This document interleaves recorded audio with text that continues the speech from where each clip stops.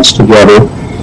But also, what we see Vladimir Putin doing, he's attacking Ukraine, but also this is really an attack against the West. Yes. Wanting to fragment NATO, and so I don't know that that's working, but that was his intention, and that's exactly what Gog's going to do in the end times. It's going to be an attack against Israel. I believe in Israel's under their covenant with Antichrist.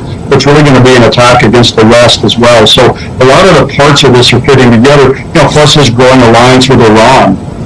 That's in the background to all this, which is a nation that's also mentioned in Ezekiel 38. So there's all kinds of there's so many facets of this really that fit in with being a build-up to what's predicted in Ezekiel 38 and 39. This first article is from Axios, and it says U.S. urges Americans to consider leaving Russia immediately, and it says more airline flights have been canceled in and out of Russia, and American citizens in the country should consider leaving immediately, the U.S. Embassy in Moscow warned in a security alert Sunday. What do you think about that? I mean, when the U.S. Embassy is warning our citizens to get out of a country, do you believe that there's a significant threat of us going to war with Russia?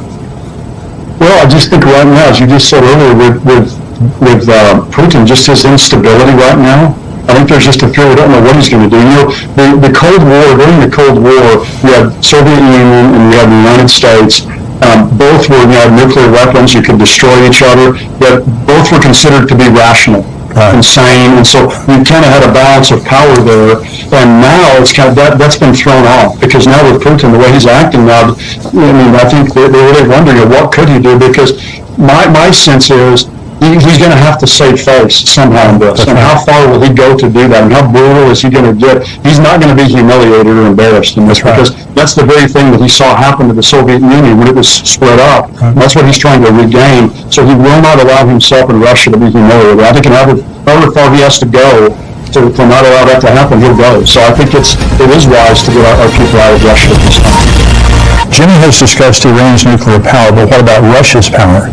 And this is from Hala. Just today, Putin threatened any nation that interfered with their attack on Ukraine. He said there would be repercussions like they have never seen. He was referring to a nuclear bomb. What is your opinion concerning this threat? How good is their nuclear program? And is there a chance he could use it on the USA or the U.S. with China's help? What do you think about that, Mark? Well, it's a real threat. They have more nuclear weapons than anybody in the world. Russia does. They have a lot more than we do. Now, again, how many do you need to blow up the world? But they have, their stockpile is massive. Would he do that? We don't know. Again, how far will Putin go? How crazy is he? And what is he? I don't think he's crazy in the sense of insane or something, but calculating. He's not going to be humiliated. He's not going to be embarrassed. What happened in 1991? He's lived with that. He calls that the greatest geopolitical disaster of the 20th century. But the worst day of his life, he said, was when he's clearing out his papers in East Berlin and having to go back to Russia. And there's humiliation. And so he was a KGB agent. So he doesn't want that to happen again. I think he'll do whatever he has to do. And right now, too, he's going to get backed more and more into a corner. There's going to be trouble at home. The economy's going to begin to collapse. And the worst kind of a bear is a bear that's been robbed of her cubs and then was cornered. Right. And once he's cornered like this, we don't know what he will do. And I think there's a lot of people who are asking that question. So we don't know how far he'll go. We don't know if this is a bluff that he's making, but I think in his own mind, he would be willing to do it to save face and to not have his country go down and be humiliated. I agree with that. This is from Michelle. It says, I am confused about something. I have heard about the great military might of Russia, yet he seems to be struggling. Is this because he hasn't fully lent his true military and capabilities on Ukraine? It seems to me that Israel is squishing, hands down. What do you think about that?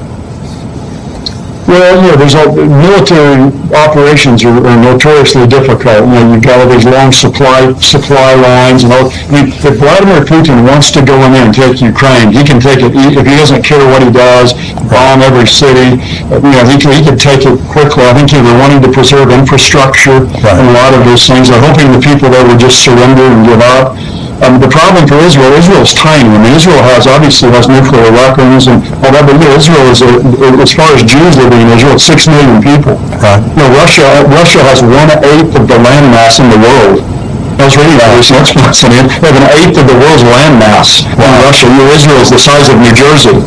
So you're talking about just an overwhelming force, really. Now, Israel would have to, in a war with someone like Russia, Israel would have to use nuclear weapons. That's right. To come out on top. They could defeat them in that way, but but Israel, one nuclear weapon in Israel, and the country, the whole country's gone. Whereas you hit Moscow or St. Petersburg, it's a huge, massive country. This is Maggie. With Russia and China recently performing military drills together, North Korea having now missiles that can reach the U.S., and Iran in cahoots with them, could the U.S. be targeted for destruction? What do you think about that? Well, I think that's what they all want. All of them want that, and I think a lot of them, though, are watching us kind of start collapsing from within. Yeah. We're so focused on climate change that we're really sabotaging our own economy with oil and gas. And I think a lot of these countries are sitting and watching what's happening to our country and kind of allowing us to fall on our own sword. So I think there's probably a lot of that. I heard someone say, and I really believe this is a very true observation, and that is we are so woke in our military.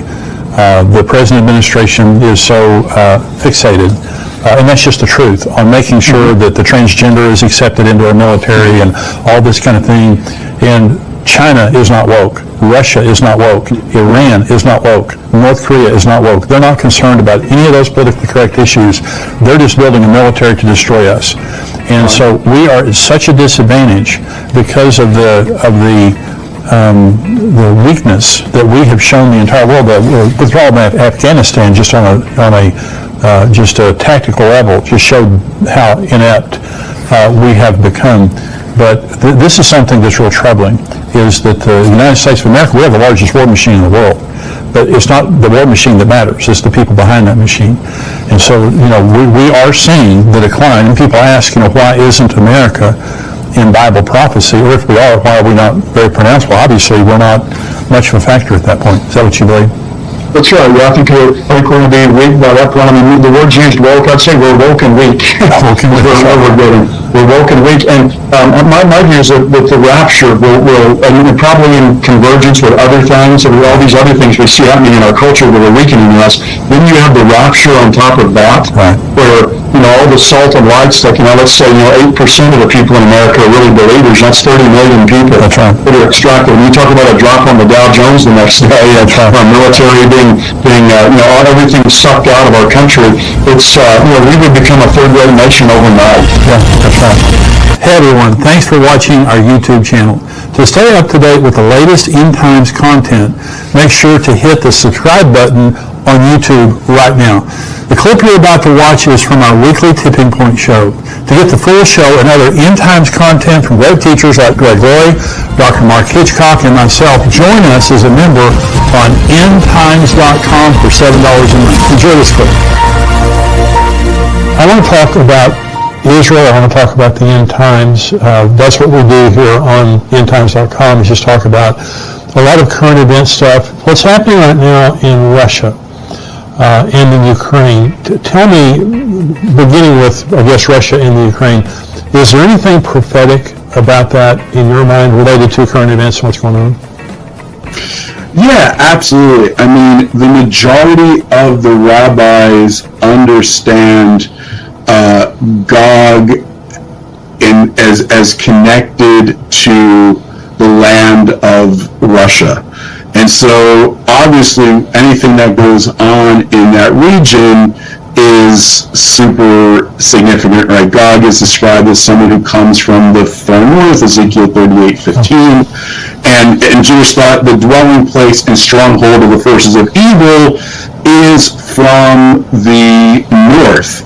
And so, from Jewish tradition is very clear that it's almost unanimous that Gog is connected to Russia, and so what's interesting is this, though. There is one of the greatest Jewish scholars to ever live was known as the Vilna of Gaon, and he was an elite, he was a genius.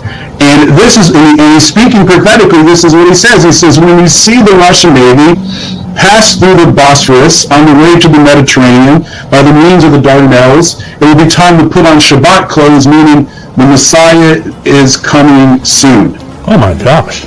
So, I mean, when you hear something like one of the greatest and most revered Jewish scholars that lived, hundreds and hundreds of years ago, say something like that, and you look at what's going on in world events, you're like, okay, something is going on here.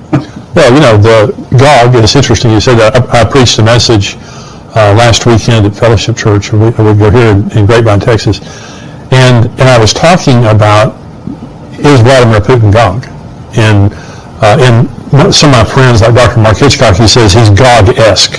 You can't definitively say he's Gog. However, my comment during my message was, if you ask me to, if Ezekiel 38 is a now prophecy, Vladimir Putin is Gog. I mean, because Gog is a person, Magog is a land, the other places are regions. The nations of Ezekiel 38 are places where he has control, the other nations listed there.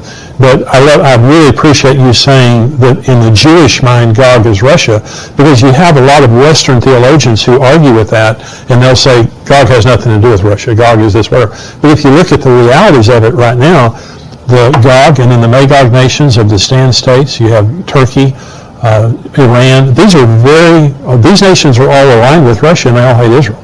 So yeah, and there's this old tradition, the Jewish understanding that Meshech and Tubal were in Russia, somewhere located in Russia, and there was this Rabbi Ibn Shaprut, who said he wrote a letter to this group of this nation called the Khazaria, and there's this whole nation that converted in what's now Russia or Eastern Europe to believe converted to Judaism. And he wrote to this leader of Khazaria, calling him, and this is how he addressed him. He addressed him as the leader of Meshech and Tubal. Huh. Wow. Right? So, I mean, there's numerous references that connect back. And from a Jewish perspective, Gog is connected to, is European. He's a European leader. He's a descendant of Armilius, which is connected to Romulus, which is the founder of Rome, which is the fourth kingdom. I don't know if we want to, of Daniel's beast, if we want to go into all there. But so in Jewish tradition, he has to be kind of Western. He has to be a descendant of Esau and Edom. That's a whole other interesting thing. All the end time, all the 10 horns and the 11th horn mentioned in Daniel, all descendants of Edom and Esau. And Magog, on the other hand, is seen as a nation that's descended from Japheth, one of the descendants of Noah. So you have someone from Esau, Edom, which represents the West in Jewish thought, ruling over a land that's primarily of Japheth. Is that what you see today with Gog, Magog, all the nations there? Yeah, but, and again, Persia would be one of those nations that are the descendants of Japheth, right? So it's no surprise that in this end, you kind of see this kind of, you kind of see this going on. You actually see it in the book of Esther, which just passed, right? So you have Haman, who is a descendant of Esau and a descendant of Amalek, being a key ruler in Persia, and Persia is a descendant of Japheth, right? So you have someone who is an outsider coming in, wow. Stirring it up to destroy the Jewish people. This is exactly the picture of what's going to happen in the end. And Ezekiel mentions Persia as being one of the nations that are going to come in the battle of Gog and Magog to destroy. But the interesting thing is that in Hebrew, again, last year we talked about the numerics, right? So the interesting thing is that in Hebrew, Gog and Magog, Gog and Magog, has a numerical value of 70. And that's very significant because 70, according to the 5 books of Moses, 70 descendants of Jacob went down to Egypt. There are 70 nations biblically. So the way the biblical worldview is that there's 70 nations other than Israel that exist, and the picture of Gog and Magog is the 70 nations coming against Israel in the end of days. And this number 70 also ties back to the Tower of Babel, because when God confused the languages, he confused them into the 70 languages that become the 70 nations. Wow. And so this leader of Gog and Magog has this, it's the same spirit and the same worldview as the Tower of Babel, that we're going to build this, we're going to build in order to overthrow God, rebel against God, his plans and purposes, and that's the idea of what this end, the thinking of these end times enemies. Well, that's exactly what you see happening right now. I want to thank you for watching this Tipping Point clip, and I want you to subscribe to the channel. I want you, if you're not a subscriber, go ahead and click subscribe there. And thank you for watching and subscribing. I want you to join our Tipping Point community at endtimes.com. For $7 a month, you can subscribe, and you have a 7-day free trial. So if you just want to check it out for 7 days, go on endtimes.com, check us out for 7 days, but I can promise you, you're going to love the content. You're going to be getting the Tipping Point show, the full show, every single week, as well as articles and video content from great teachers like Greg Laurie and Mark Hitchcock, and of course myself. Be sure to subscribe to be notified when we release more videos like this. God bless you.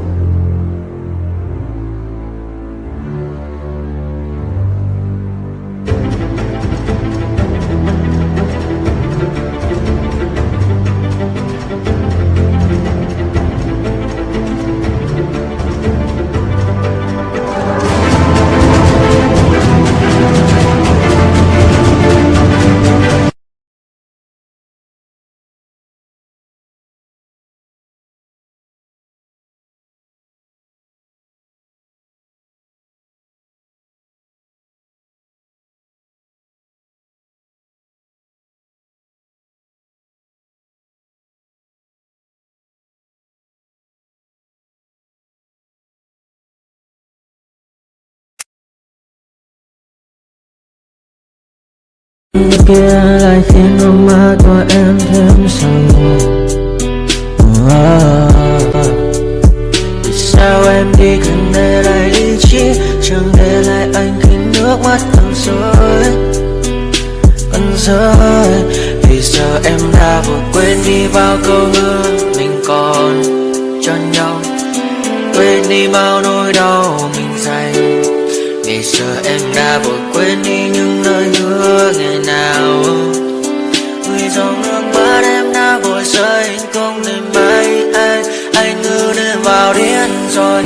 Anh như say đôi mắt môi, anh như chỉ còn muốn em bên cạnh như ở phố xa rồi. Anh chỉ muốn em cạnh đấy thôi, không muốn em.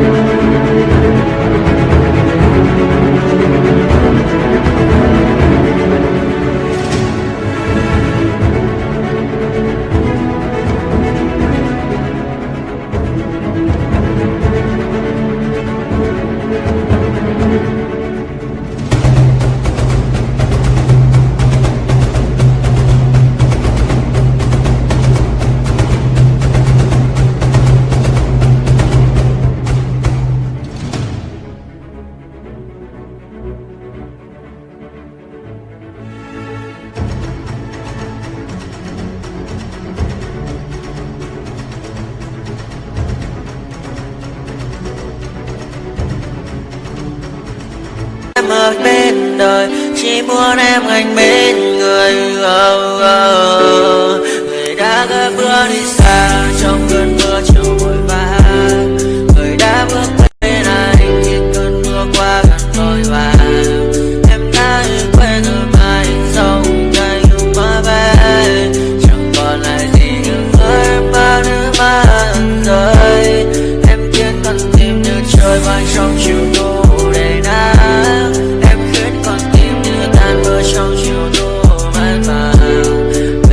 Nhiều lắm những hứa vàng, nhiều lắm những đôi môi vàng, nhiều lắm những cơn mưa em mượn ra bên sau đơn vang. Không mẹ không bay rất sáng nhờ bay em còn thơ đôi hồng bay anh còn.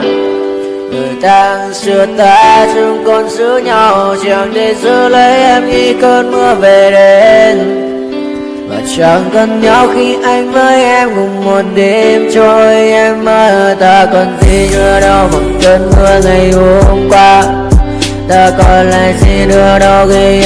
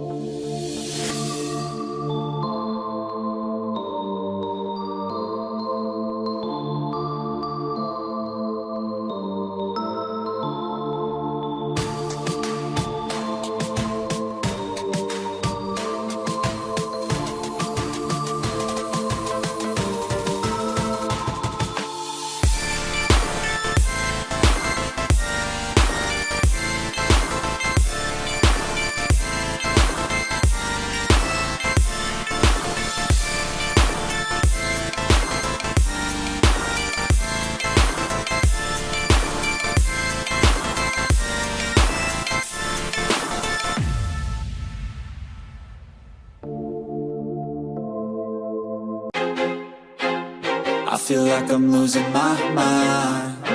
Is everybody in the world blind? Please, Lord, give me a sign, a sign. I feel like I'm losing my mind. Is everybody in the world blind? Please, Lord, give me a sign, a sign.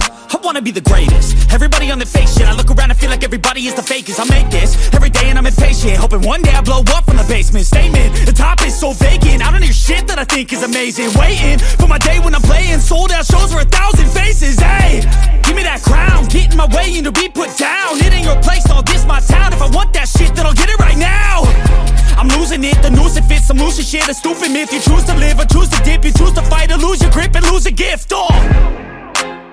I feel like I'm losing my mind. Is everybody in the world blind?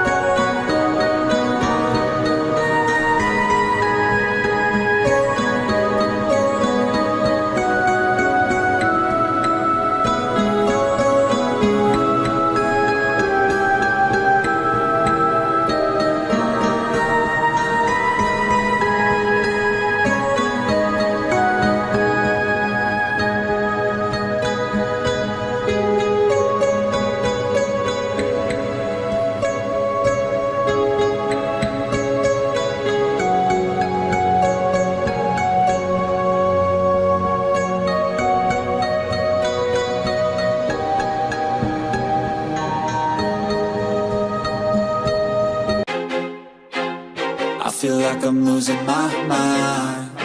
Is everybody in the world blind? Please, Lord, give me a sign, a sign. I feel like I'm losing my mind. Is everybody in the world blind? Please, Lord, give me a sign, a sign. I wanna be the greatest. Everybody on the fake shit. I look around and feel like everybody is the fakest. I make this every day and I'm impatient, hoping one day I blow up from the basement. Statement, the top is so vacant. I don't hear shit that I think is amazing. Waiting for my day when I'm playing sold out shows for 1,000 faces. Hey, give me that crown, get in my way and to be put down. It ain't your place, all this my town. If I want that shit, then I'll get it right now. I'm losing it, the noose it fits. Some losing shit, a stupid myth. You choose to live or choose to dip. You choose to fight or lose your grip and lose a gift. I feel like I'm losing my mind. Is everybody in the world blind? Please, Lord, give me a sign, a sign. I feel like I'm losing my mind. Is everybody in the world blind? Please, Lord, give me a sign, a sign. Yeah, there's no mercy in this world, just hunger-thirsty persons in different versions. Each new update, that shit worsens. Why? Pull back the curtain and you'll see the different vermin. We all have different burdens that all seem to cause disturbance. Yo, so do me a favor, don't treat me like a neighbor. Don't need the different flavors of your problems just to savor.